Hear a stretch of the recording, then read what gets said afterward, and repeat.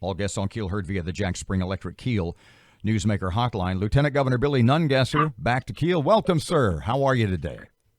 I'm doing great, my friend. How you doing this morning? Excellent, Mr. Billy. Let's start with, I want to talk about your letter to President Trump, but let's start with a little macro here. Obviously, this letter was motivated by your concern about the overall health, if you will, of the Louisiana seafood industry. Why is that? What's the problem? Well, we've been working to get an inspection fee on imported seafood, charge 10 cents a pound, hire a lot of inspectors to make it safer. But this was directed at the president giving some funds to fight the imports for the lobster industry along the East Coast, when the Louisiana and the whole Gulf Coast seafood industry has been through hurricanes, oil spills, and we were left out of that. So we're asking him if he's going to give some funding out to the East Coast. Surely the best produced seafood in the world out of the Gulf Coast, the whole Gulf Coast, should get some of that help. And so that's what we're asking for. Have you gotten any response from the president's office, any of his people yet? I haven't. I've also written our congressional delegation and asked them for their support as well. He was up in Maine and went back to the White House and decided to give some funding. So we just want him to not forget the great seafood that comes out of the Gulf of Mexico. And how did this come to pass? How did we, in your mind, get overlooked in the scheme of protecting American products? Well, I think the president was out in Maine visiting and, saw they needed help and went back to the White House and directed some aid towards the lobster industry. But we've been down here since they opened the spillway, since the hurricanes, oil spills, and the imports have flooded the market. We've been stressing the need for help for the seafood industry in the Gulf long before this, and we just hope that we can get some attention, being he's directed aid only to the lobster industry. Mr. Billy, what kind of effect has the coronavirus, the COVID-19, the shutdowns, et cetera, the quarantines, what kind of effect has that had on the industry, and has it, bluntly speaking, made a bad situation worse? What are we looking at? Oh, absolutely. The restaurants were shut down. All the great fishermen, the crawfish farmers that sell their product to the restaurants, fresh Louisiana seafood, came to a halt. And they're suffering just like all the shops and small businesses are suffering. And that's why we're working so hard to safely get back opened up so they can't survive much longer as the small businesses. The longer this thing progresses, more and more people are not going to make it through.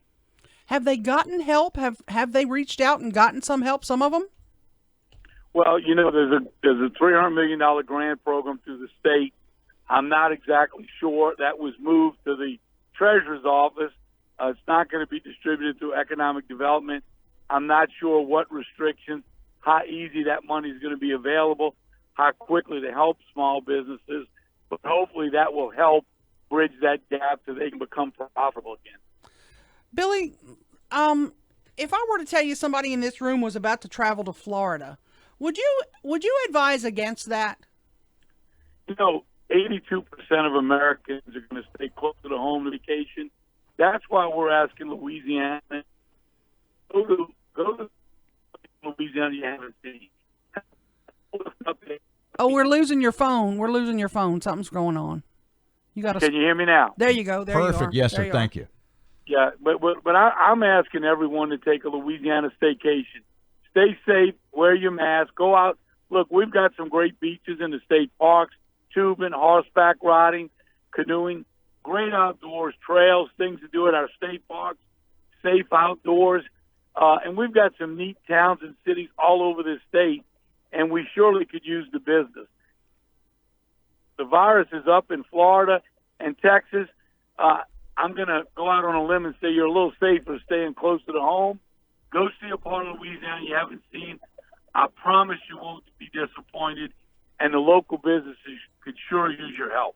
Have y'all talked at all, Billy, about, when this was bad in Louisiana and we wanted to go to Texas or Florida, they had a roadblock on the highway. have Louisiana folks talked about doing that now? I mean, up here on I-20, folks coming from Texas. And if it were an idea being stopping them? tossed, what would your thoughts on that be?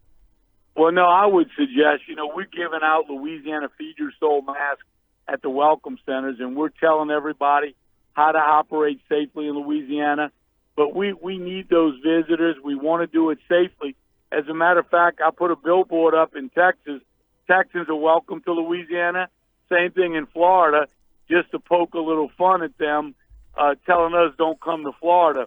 But as we get through phase 2, and we've got to do this safely and roll into phase 3, we want to open our doors to all visitors, especially that drive market.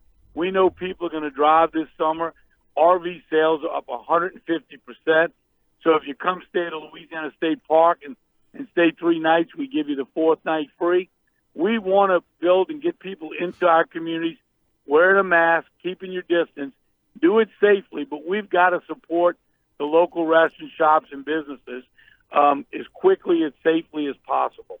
Any chance we roll back to phase 1, 1.5, some other similar, more strict plan like Texas did? No, you see Jefferson Parish and Orleans have said mandatory wearing your mask to go into place now. I think where we're seeing these spikes in Louisiana, the governor has said he wasn't going to call them a mandatory statewide, but in those hot spots, those mayors and parishes are making it mandatory. And listen, I wear my mask for you, not for me. I do it in respect for those people when I'm going out in public. And we need to do that.